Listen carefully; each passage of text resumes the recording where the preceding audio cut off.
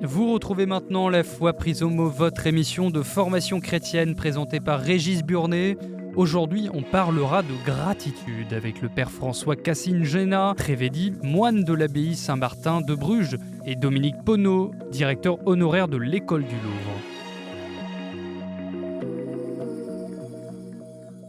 Bonjour et merci de nous retrouver pour La Foi prise au mot, votre émission hebdomadaire de réflexion. Aujourd'hui, je vous propose de parler d'un seul mot, gratitude. Bien souvent, lorsqu'on essaie de définir ce que c'est qu'être chrétien, on cherche autour d'une série de croyances. Croire en Dieu, adhérer aux articles du credo. Sinon, on cite des actes liturgiques. Être chrétien, c'est être baptisé, aller à la messe, recevoir le sacrement de réconciliation. On peut aussi penser à des valeurs morales, en particulier celles qui tournent autour du respect de la vie ou de la famille. Tout ça est vrai, mais on peut aussi définir une attitude, une manière d'être chrétien.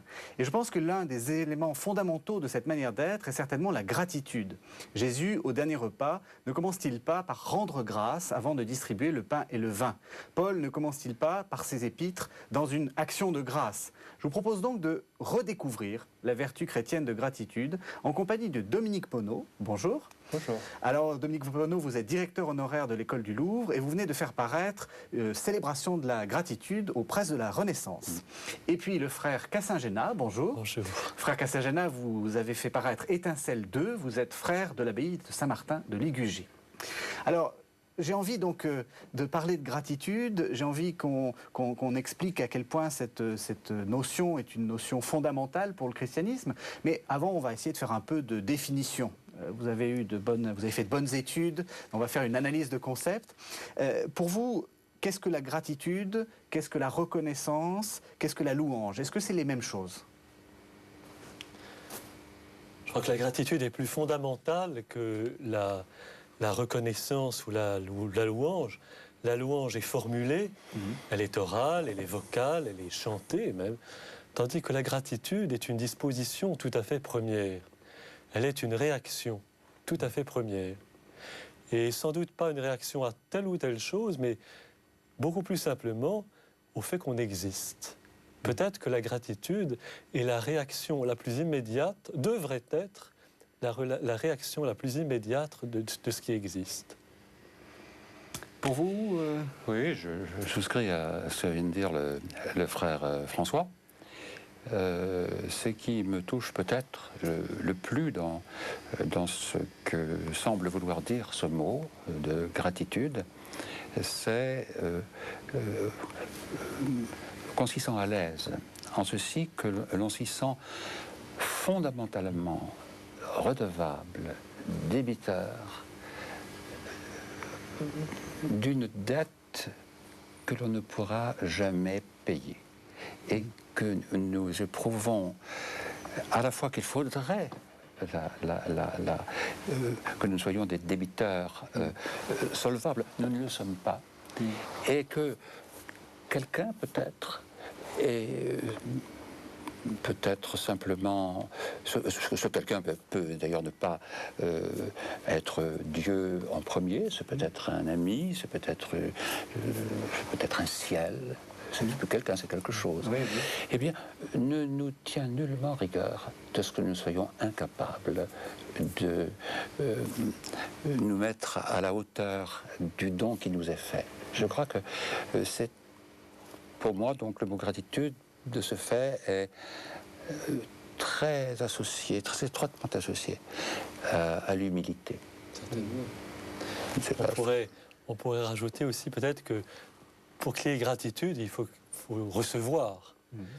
Et ce n'est pas si facile que cela de recevoir, d'être un être qui reçoit. Certains ne reçoivent rien. Savoir recevoir. Ce qui veut dire qu'il faut se taire, il faut s'arrêter, il faut se taire. Il ne faut pas toujours agir. Pas toujours être ouvert, comme un vase qui reçoit de l'eau. Alors, quel lien vous feriez entre la gratitude et la bénédiction? Parce que c'est aussi un des termes que l'on retrouve en permanence dans la Bible, etc. Bien sûr, c'est un concept extrêmement important dans le judaïsme. La bénédiction, je la vois plutôt comme un acte, et comme un acte formel, et là aussi comme une prière, comme quelque chose de formulé, qui est dans les deux sens du reste. dans la Bible, puisque Dieu bénit et l'homme bénit, comme s'il y avait une reconnaissance mutuelle. Et nous rencontrons le terme de reconnaissance qui, en français, a deux significations, à la fois la gratitude, mais aussi le fait de reconnaître quelqu'un comme tel. Oui, c'était Paul Ricoeur qui parlait beaucoup de reconnaissance, c'est connaître de nouveau. C'est-à-dire que on arrive à manifester la gratitude parce qu'on a connu et qu'on a connu de nouveau et mieux. Oui. Et il me semble que ce mot de reconnaissance si beau, si exprimant des choses si profondes, et qu'on serait bien heureux de pratiquer quelque peu, plus souvent qu'on ne le fait peut-être, ce mot de reconnaissance me semble ressortir à un registre plus intellectuel que le mot de gratitude. On connaît de nouveau. On reconnaît telle personne ou on reconnaît qu'elle vous a fait du bien. Tandis que le mot de gratitude est splendide et pauvre. Il est... Mais la splendeur de la pauvreté. Oui, bien sûr. Il a quelque chose là encore, je disais avec l'humilité tout à l'heure, mais je pense qu'il a quelque chose à voir aussi fondamentalement avec l'enfance, avec l'esprit d'enfance, qui est bien voisin, je pense, de l'esprit de pauvreté. C'est une disposition immédiate, la gratitude. Alors, il y a aussi le troisième terme, on retrouve un peu la même chose, mais c'est l'action de grâce. Est-ce que pour vous c'est aussi de la gratitude parce que j'ai cherché avec une concordance dans la Bible, gratitude il n'existe pas, c'est l'action de grâce. Rendre grâce. Il n'existe pas en latin. Oui. Non, dites-le nous. il n'existe que sous sa forme négative, ingratitudo. Le mot de gratitude a été forgé au début du Moyen-Âge. Si je ne me trompe, François. Je vous fais toute confiance. Maintenant, mes références, vous savez, elles sont assez plates, c'est le gaffio. Mais enfin, c'est pas plat le gaffio. Mais on commence à parler de gratitude d'après le mot gratus. Qui veut dire donc agréable. Et je pense que vous parliez de louange, non? Oui. Oui. L'action de grâce. L'action de grâce, me semble-t-il, c'est la mise en œuvre, la mise en musique, la respiration de la gratitude. C'est l'Eucharistie. La gratitude serait de l'ordre de la respiration, tandis que l'action de grâce est de l'ordre du chant, on pourrait dire. Oui, mais mais du chant respiré, comme tout chant, bien sûr. Oui, tout chant, vous avez dit. Du chant, oui. Alors, donc, on a essayé un peu de définir ça, et maintenant j'aimerais qu'on regarde un peu des textes de l'Ancien et du Nouveau Testament, justement pour montrer à quel point c'est une notion qui est fondamentale. On la repère pas toujours, mais elle est fondamentale. Alors évidemment, le premier texte qui vient, c'est la gratitude vis-à-vis de la création.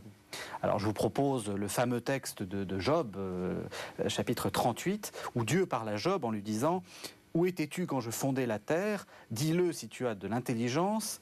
Qui en a fixé les dimensions, le sais-tu? Ou qui a étendu sur elle le cordeau? Sur quelle base sont-elles appuyées? Ou qui en a posé la pierre angulaire, alors que les étoiles du matin éclataient en chants d'allégresse et que tous les fils de Dieu poussaient des cris de joie? Qui a fermé la mer avec les portes quand elle s'élança du sein maternel, quand je fis de la nuée son vêtement et de l'obscurité ses langes? Depuis que tu existes, as-tu commandé au matin? As-tu montré sa place à l'aurore pour qu'elle saisisse les extrémités de la terre et que les méchants en soient secoués? C'est magnifique. C'est magnifique. Alors, je crois que effectivement, on est dans un contexte polémique. Job est malheureux. Tout le monde lui dit, mais c'est parce que. Oh, et puis il dit qu'il n'avait pas voulu naître. Il dit comme Jonas, maudit soit le jour où il fut dit un homme est né.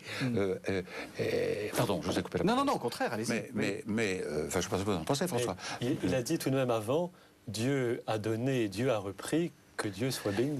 Il dit cela, bien sûr, et loin de moi, merci de le préciser, loin de moi l'idée de penser que le livre de Job ou le livre de Jonas soient tous les deux placés uniquement et seulement sous le signe du tragique, de la vie et de l'éventualité que parfois on n'a pas le désir de vivre et qu'on regrette d'être né. Oui. C'est présent dans la Bible. Pour moi, c'est une des choses les plus bouleversantes et les plus fondamentalement significatives de la vérité incluse dans le flux et le reflux de la Bible. C'est cette aptitude qu'ont les auteurs bibliques, vétéraux et néo-testamentaires à leur façon, à percevoir que l'homme peut dire, écoutez, non, j'ai rien demandé.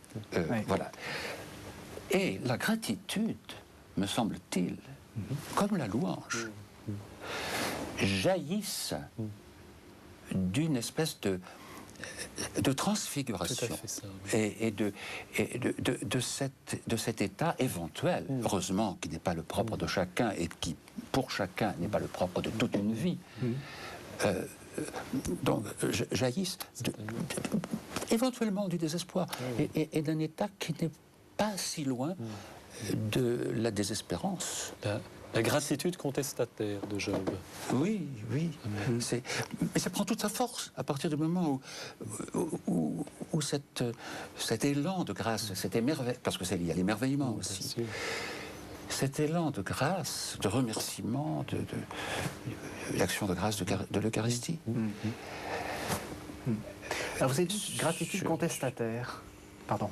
Vous avez dit gratitude contestataire. Pourquoi? C'est-à-dire qu'elle est capable de tolérer, je dirais, des moments de contestation. Job est un grand contestataire. Mais comme vous disiez, justement, cette contestation n'est qu'un moment. Et la gratitude est première et dernière. Au fond, la gratitude de Job recommence à neuf à travers l'épreuve. C'est vrai. Il réapprend, ou il rend grâce à neuf. Vous écoutez KTO Radio dans la foi prise au mot, présenté par Régis Burnet. On parle de gratitude avec ses invités. Alors, ce qui est frappant, c'est que justement, il y a tout ce moment de contestation et la réponse de Dieu, c'est simplement regarde le ciel étoilé, regarde la nuit, etc. Elle est complètement à côté de la plaque. Complètement. Complètement. Et vous dans votre livre, on voit que vous êtes très sensible aux éléments, à l'eau, à la nuit, à la nature, etc. Et pour vous, c'est quelque chose d'important pour la gratitude? Quand on se lève le matin, on devrait faire tout de suite des exercices de gratitude. On ouvre la fenêtre, on respire, on se lève, on voit la lumière. Les anciens étaient particulièrement sensibles à ce don de la lumière. Je pense chez les Grecs, je rappelle un exemple de la grammaire grecque, « Pas aner et détail to phos oron ». Tout homme se réjouit de voir la lumière. Ce don tout à fait premier, vivre, c'est voir la lumière. Et la gratitude est sans doute pour les dons les plus élémentaires, comme elle est elle-même très élémentaire, mais elle est aussi pour les choses les plus élémentaires, pour l'eau, pour l'air, pour la lumière. Voilà les choses les plus élémentaires dont nous avons besoin. Donc chaque matin, nous nous éveillons à la gratitude pour ce que nous voyons. Et c'est, comme chez Job, une réponse aux troubles du monde? Certainement. C'est une rééducation. Si vraiment on prenait ce pli de gratitude, on guérirait. Il y a deux positions possibles dans l'existence, où on est un revendicateur systématique, où on vit dans la gratitude immédiate. Et les êtres qui vivent systématiquement dans la revendication sont incapables de gratitude et ils sont profondément malheureux. Et au fond, on pourrait dire que la gratitude est inversement proportionnelle au bonheur. Plus le bonheur donné est simple, plus la gratitude est grande. Plus on réclame de bonheur compliqué, plus on est ingrat. Et c'est pourquoi nous rejoignons ce que vous disiez sur la pauvreté. L'air, la lumière, ça suffit pour être dans l'action de grâce. Vous pensez qu'on est dans un monde ingrat? Parce qu'il y a quelques passages dans votre livre où vous comparez certaines parties de ce monde à des... Je crois que vous avez des comparaisons avec Dante ou avec des choses infernales ou avec des... Le livre dans la beauté pour sacerdoce. Oui, plutôt dans la beauté pour sacerdoce. Oui. Célébration de la gratitude. Oui, bah, écoutez, oui, je pense. Oui. Vous savez, je souscris tout à fait à ce que vient de dire le frère François Cassel-Génin. Mais je crois qu'il faut tenir compte aussi du temps dans lequel nous sommes et puis des tempéraments qu'on a. Puisque, me semble-t-il, le cheminement musical, si je veux dire, vers Dieu est polyphonique. Je crois que chacun a sa voix et il ne faut pas qu'il croie qu'il soit tout seul la seule voix et le seul instrument. Et je pense qu'aujourd'hui, il y a des gens si malheureux. Il y a un monde si tragique. Il a toujours été... pas attendu pour être tragique. Grand, beau, magnifique, mais tragique. Mais l'homme d'aujourd'hui ne nous a pas attendus pour avoir le sens de la douleur, d'une douleur parfois si grande qu'il n'arrive pas à s'en extraire, à s'en libérer. Et lorsque soudain, et parfois, on peut craindre qu'une espèce d'affirmation perpétuellement allègre, je ne sais pas, ça pour aucun d'entre nous, non, mais une espèce d'allégresse constante est insupportable, tout ça. Oui. En revanche, pour le coup, je crois qu'il s'agit d'une extraordinaire bénédiction, génératrice, je pense, de gratitude et d'action de grâce. Lorsque une personne plongée dans la détresse entrevoit soudain ce que vous disiez, la beauté du jour qui se lève ou du jour qui finit, la tendresse qui lui est manifestée. Je crois que là, on est au cœur, me semble-t-il, de l'expérience que l'homme peut avoir du tragique de l'existence et de l'espérance qui souvent dort au sein de ce tragique, qui parfois s'éveille et se transforme en sourire. Oui. Et la gratitude est paradoxale. Je pense au Cantique des créatures de François d'Assise.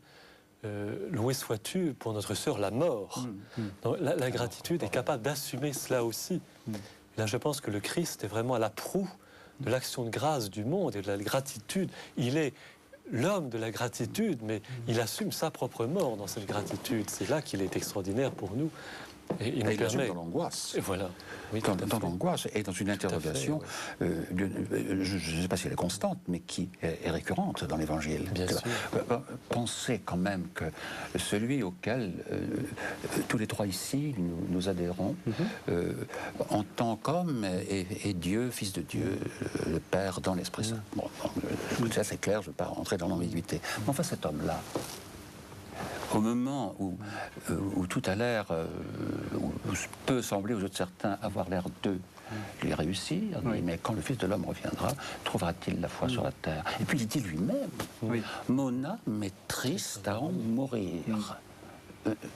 Et c'est cet homme-là qui est, comme vous dites, l'incarnation suprême et unique, en un sens, de la gratitude absolue. C'est le prince de la gratitude. Oui. Voilà. Mais alors, est-ce que ça veut dire qu'il faut passer par l'épreuve, il faut passer par la souffrance, et que la gratitude est le prix à payer, ou au contraire que la souffrance est le prix à payer de la gratitude? Enfin, est-ce qu'il y a un lien forcément entre les deux? L'épreuve peut-elle être absente? Je crois que c'est impossible. Oui. Il n'y a pas des êtres qui seraient dispensés d'épreuves et qui pourraient être aisément dans la gratitude. Mais spontanément dans la gratitude, vous voulez dire Mais il peut y avoir des êtres, je pense, je ne sais pas, j'en ai rencontré, je crois, parfois, des êtres qui ne soient pas des imbéciles, qui ne soient pas des nouilles, des êtres vivants à qui peut arriver des choses désagréables, et parfois davantage, qui ont sur le monde un regard candide. Il y a une espèce de- il y a des êtres privilégiés à cet égard. Du reste, ceux-là ne vont jamais se mettre par leur joie débordante et assommante, insulter les autres. Et C'est quelque chose d'intéressant, et ça fait 2 fois que vous le dites, et je crois que c'est important. Il faut être dans la gratitude, mais il ne faut pas imposer sa gratitude aux autres. Ah non, c'est insupportable. Enfin, vous voyez, Oui. on en a tous vu des gens qui sont très dans l'action, dans l'affirmation positive, pour dire, vous voyez, je suis chrétien et c'est ma joie. Vous mettez à parler Tout est beau. français, vous inversez le substantif. Oui, c'est pas voilà, exactement. Non mais Vous n'arrêtez pas de une gratitude imposée est insupportable. Bien sûr. Mm. Oui. Oui, mais ces êtres dont je parle sont très humbles. Et souvent, ce sont des êtres qui eux-mêmes sont extrêmement éprouvés. Oui. Oui. Donc leur gratitude a d'autant plus de prix. Oui. Et d'autant plus crédible. Bien sûr.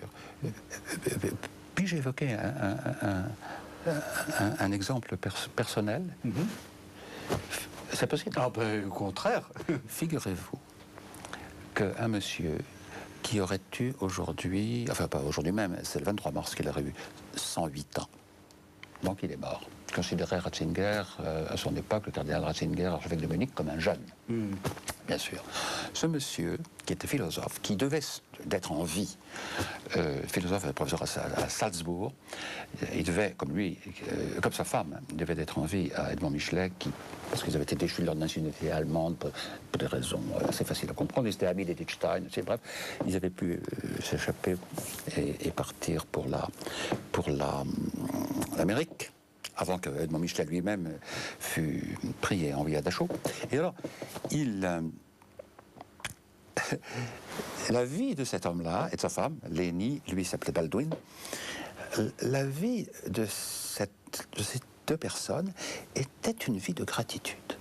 Quand il avait, avec un passeport, avec un livret militaire français, sur lequel il était écrit en lettres rouges en 1940, apatride d'origine allemande, ce qui était tout à fait idéal, n'est-ce pas?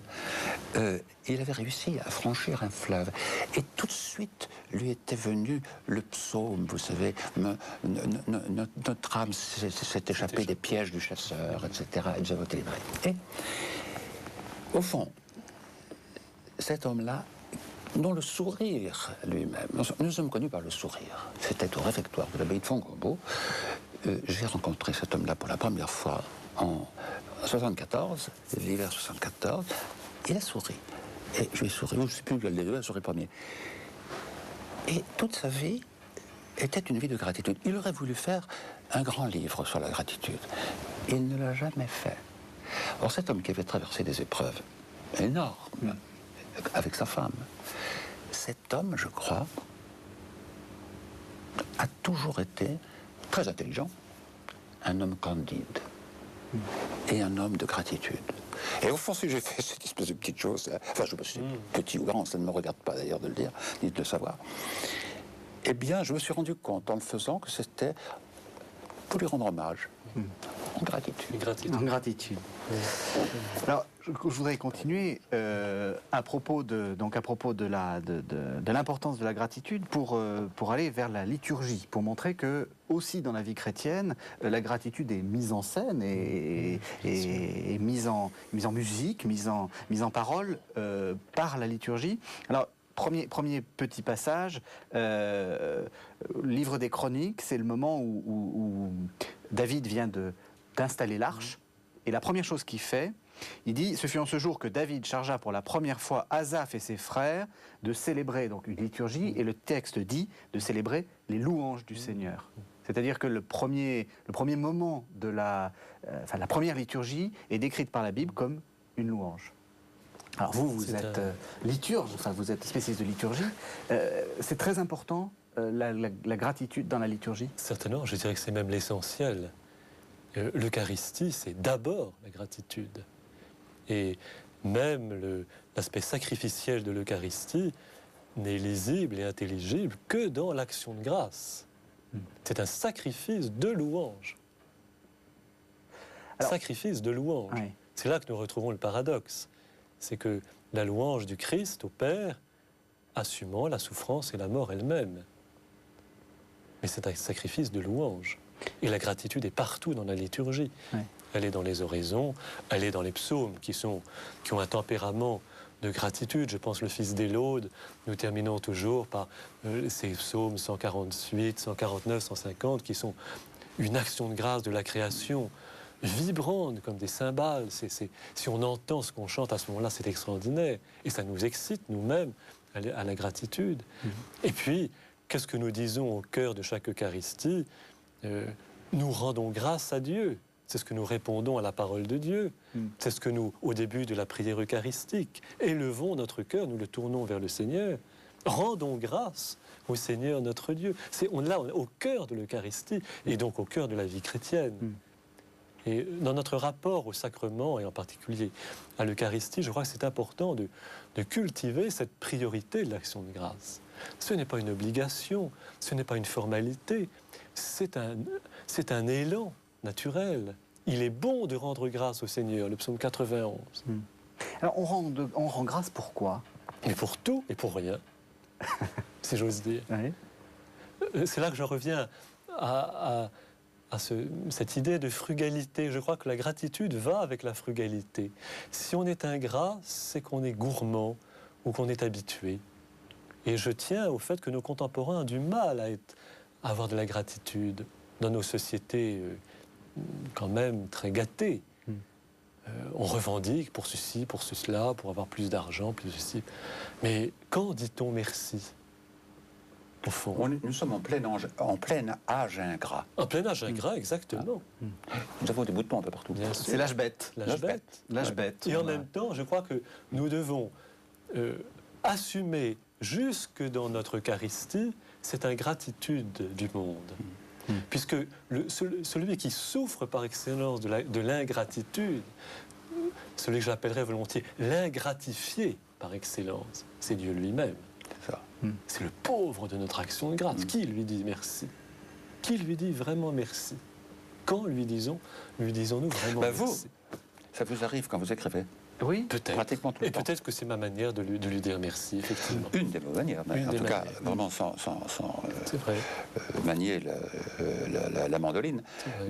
Ceux qui, sans savoir en jouer, d'ailleurs. Mais les livres de François Cassine-Génin, le dernier en particulier, Étincelle numéro 2, il paraît qu'il y en aura encore un autre, tant mieux. Plus il y en aura, mieux ça vaudra. C'est un florilège de gratitude. Je pense souvent à la séquence de la fête Dieu. Quantum potes tantum aude. Ah, oui. Autant que tu le peux, ose autant, ose. puisqu'il est plus que toute louange. Oui. Et puis vous parlez du parfum. Vous parlez du parfum admirable. Et ça me rappelle, je parlais de la fête Dieu. Pourquoi j'ai le plus de gratitude, pour moi, c'est pour les roses de la fête Dieu. Les roses que les gosses, à cette époque-là, SMR, enfin, le gâchis. Le beau gâchis. Oui, l'effusion. Alors, je voudrais revenir un peu sur ce que vous disiez de sacrifice, d'action de grâce. Parce que souvent, c'est vrai qu'on a vis-à-vis de l'Eucharistie une représentation assez sacrificielle, c'est-à-dire, et presque magique du coup. Oui. C'est-à-dire, il s'est sacrifié, et donc ça va marcher. Donc on est tranquille. C'est pas du tout ça. C'est pas du tout ça. Alors, l'Eucharistie est bien le sacrement du sacrifice du Christ. Et parce qu'elle est le sacrement d'un sacrifice, elle est bien un sacrifice.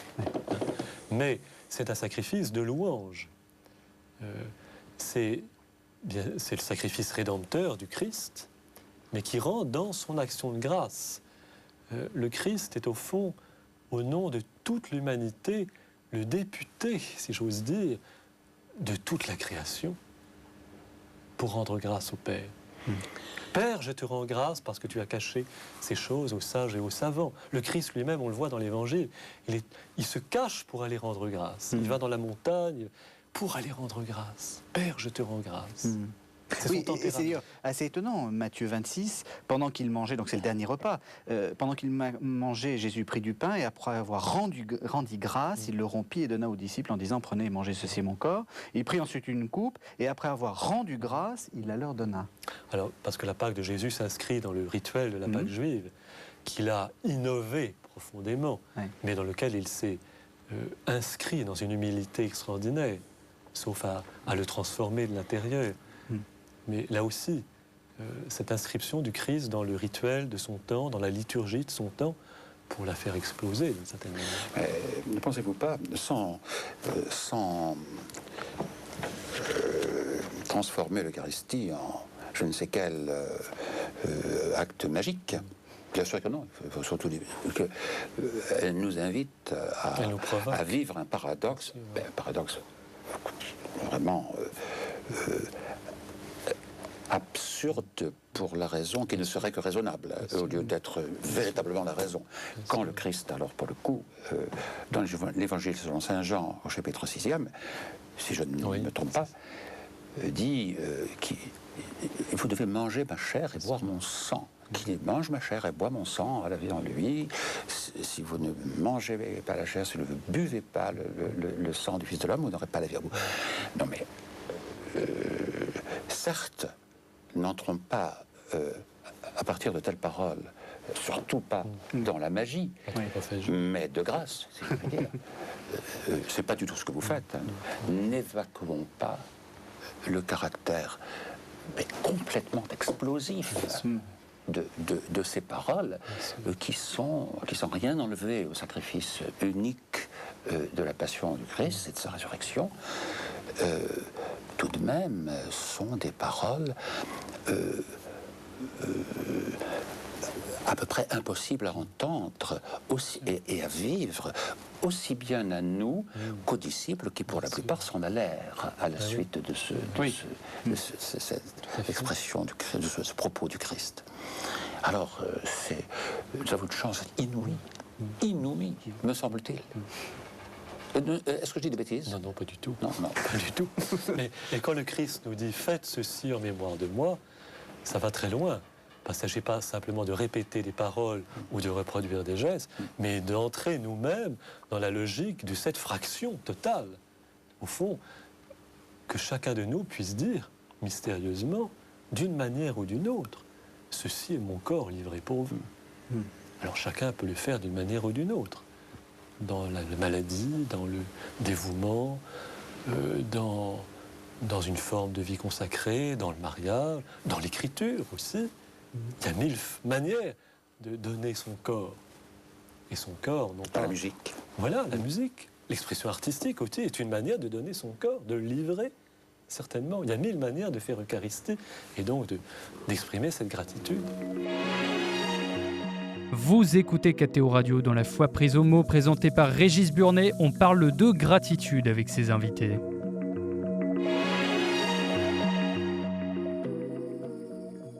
Alors, je vous propose ensuite de passer dans une troisième partie. On a bien vu que c'était très important dans la vie chrétienne. Et maintenant, il faudrait essayer de voir comment faire, comment cultiver cette gratitude, comment faire entrer cette gratitude totalement dans la vie chrétienne. Alors, moi, ce qui m'a intéressé dans ce que vous disiez, Dominique Poneau, dans votre livre, c'est que vous montrez que la gratitude est d'abord une résistance, un peu une sorte d'acte de résistance contre le monde.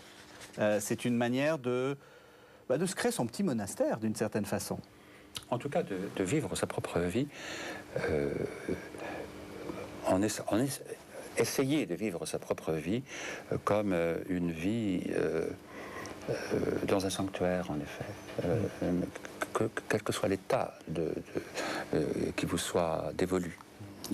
D'hommes mariés ou de femmes mariées, de moines ou de moniales, de prêtres, ou simplement de personnes qui, comme moi, vivent seules.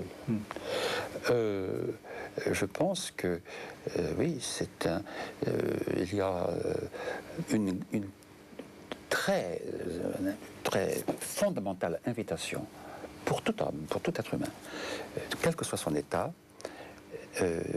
s'il est chrétien, à se retirer au cœur de son sanctuaire intérieur, qui n'est pas du tout une petite cabane où il sera tout à fait tranquille et où il ne pensera jamais aux autres ni au monde, mais où, au contraire, il essaiera, avec ses maigres moyens peut-être,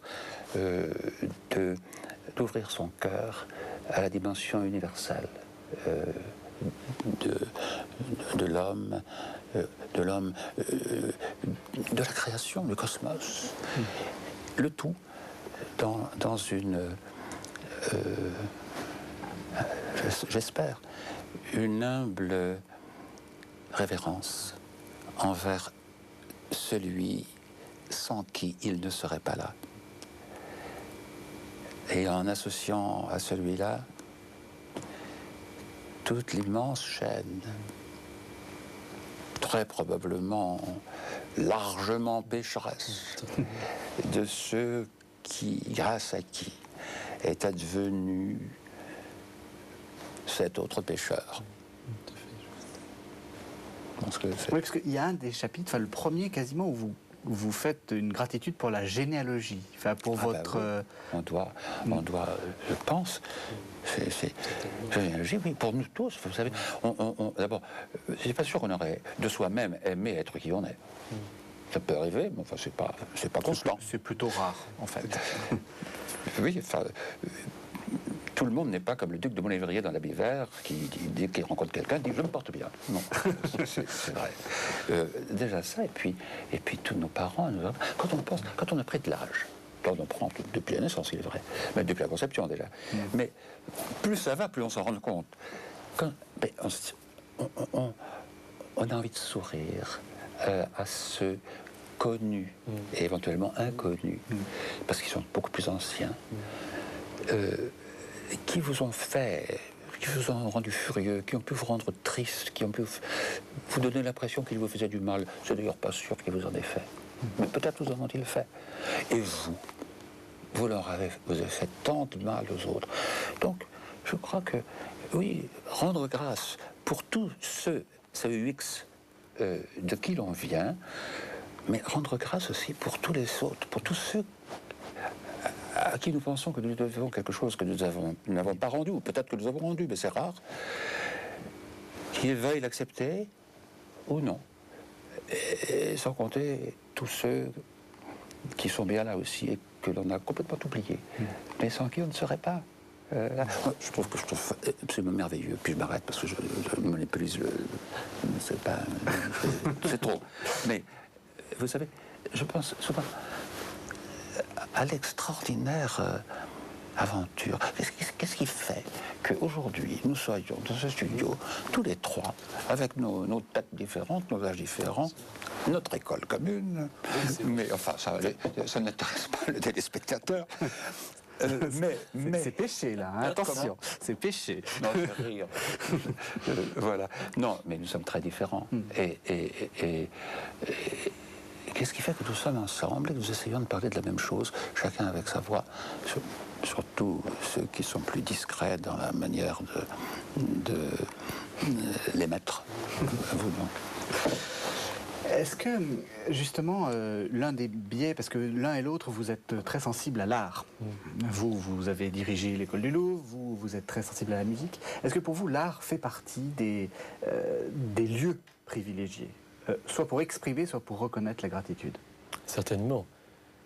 Je pense que l'expression artistique, elle surgit de tout un tas de choses, une blessure profondément, mais elle est une manière de rendre grâce, d'attester aussi.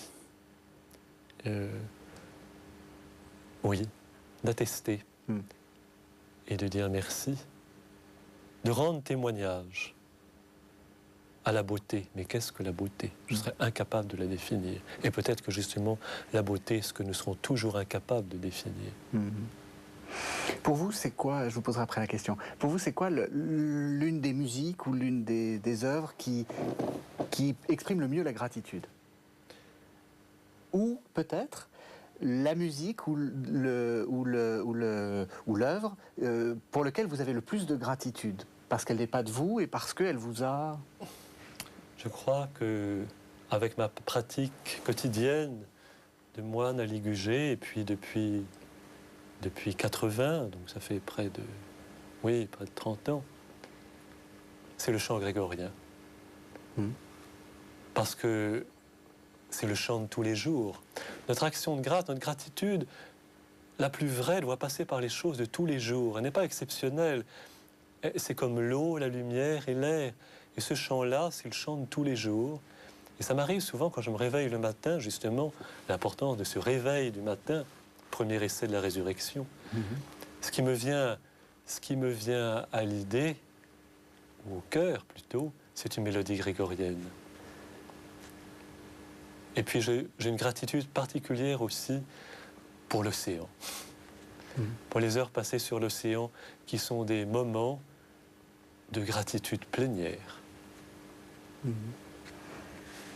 Mais c'est une autre histoire. Et alors vous, quelle serait l'œuvre d'art pour laquelle vous auriez le plus de gratitude? Étant accordé avec le frère François sur la gratitude que l'on porte naturellement, que l'on a naturellement pour l'océan, et aussi pour le golfe, qui est avec des îles. Non loin de l'océan, vous aimez bien, moi aussi. D'abord, je dirais la musique. L'œuvre, je m'occupais beaucoup de peinture, et j'aime la peinture, Dieu sait, mais j'ai tendance à interpréter tout, y compris la peinture, en termes de musique. Je crois qu'une œuvre que l'on regarde, une œuvre s'entend. Elle s'entend, elle s'écoute. D'abord parce que la peinture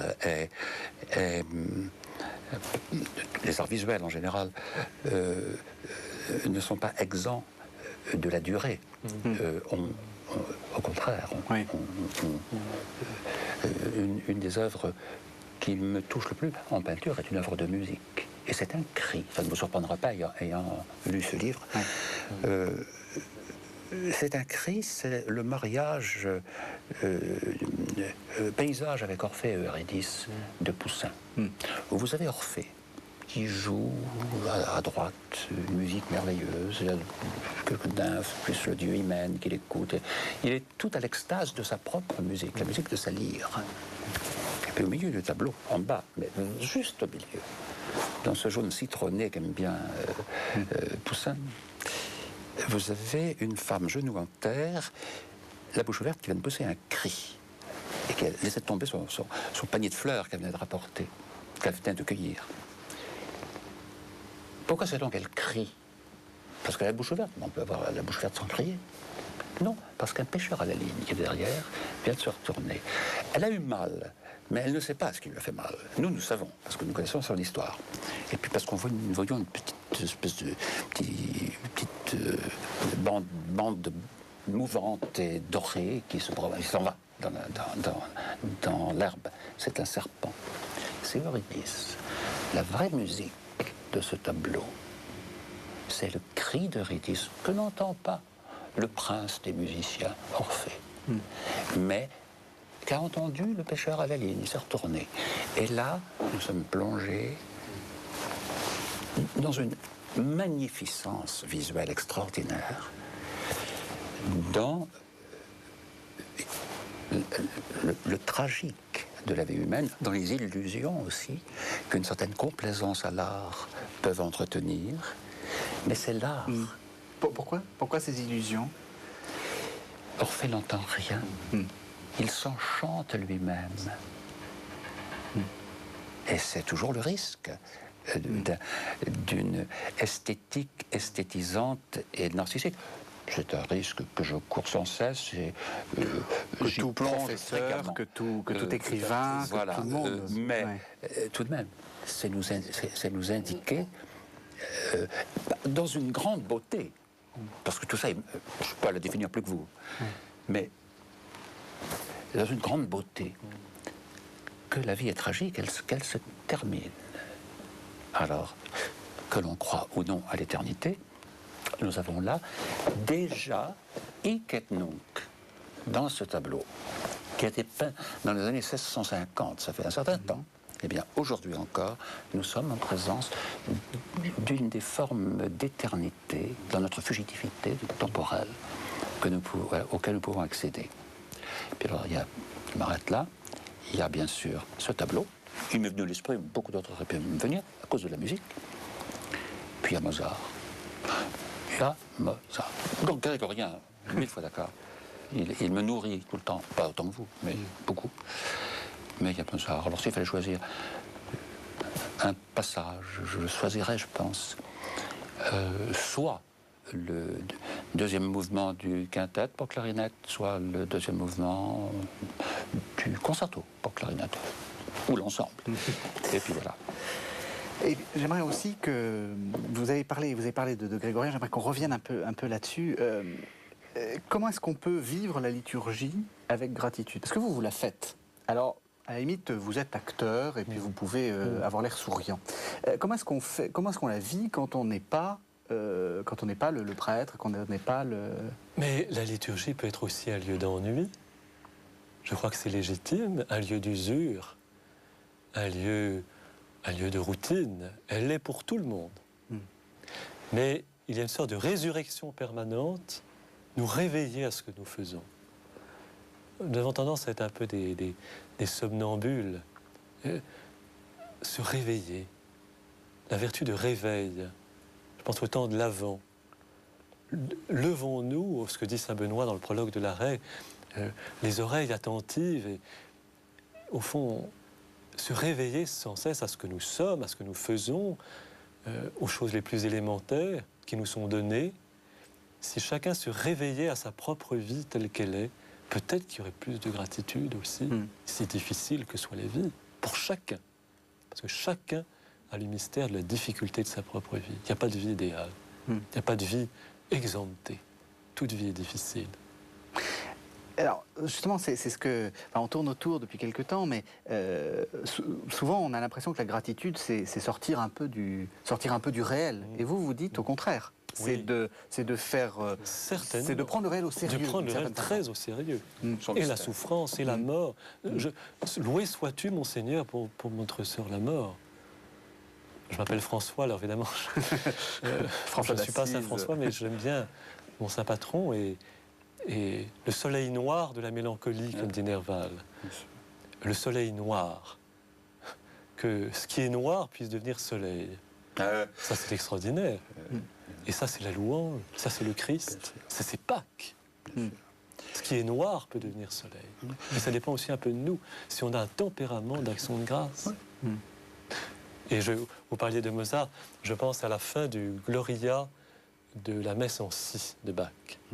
Voilà une autre image pour moi de la gratitude. Ah oui, alors. Un cyclone de voix. C'est une espèce de tourbillon tout à coup dans lequel être cum spiritus sancto, c'est extraordinaire. Voilà, c'est la gratitude de l'univers, ça. Le Amen est le Amen de toute l'humanité. Et c'est ça le terme de notre espérance, c'est que toute l'humanité pécheresse, comme vous le disiez, c'est justement, et chacun de nous l'est, souffrant, nous allons nous retrouver dans cet Amen que nous allons crier ensemble. Je suis archi d'accord. Et parmi les Amen qui me sont vraiment très chers, il y a celui de vous parler, bien sûr, de la messe en si de Bach. Mais il y a l'Amen du Laude Dominum omnes gentes, des vêpres d'un confesseur. Oui, tout à fait. Tout à fait. Que lui a commandé cet archevêque, beaucoup moins saint que la plupart des archevêques, qui était donc Colloredo, et qui se termine donc par ce psaume. C'est le dernier, je crois. Oui, c'est le dernier. C'est le dernier psaume. Et c'est une soprane qui chante Laude Dominum omnes gentes, Laude omnes populi, etc. Et et veritas Domini manet in aeternum. Et la vérité du Seigneur demeure pour l'éternité. La vérité du Seigneur demeure pour l'éternité. Amen. Alors la soprane commence. Elle chante avec le cœur. Le cœur. Amen, amen, amen. C'est le merveilleux pays. On croit que c'est fini, ben non. La soprane reprend toute seule. Une espèce de vibration. Ça pourrait durer l'éternité. Et ça s'arrête tout de même. Le cœur reprend. Alors, nous aussi, on va bientôt s'arrêter. Il nous reste très peu de temps. J'aimerais juste pour les téléspectateurs et puis aussi pour moi-même que vous me conseilliez comment est-ce qu'on fait pour grandir en gratitude. Un conseil, une chose à faire le matin, par exemple, ou je ne sais pas quand. Tout simplement regarder. Le regard. Ce que saint Paul appelle les yeux illuminés du cœur.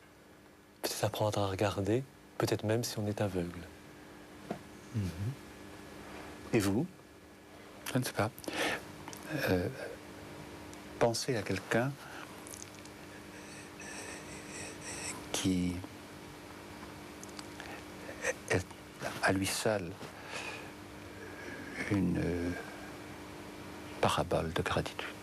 Pensez à quelqu'un qui forcément vous élève et vous invite à quitter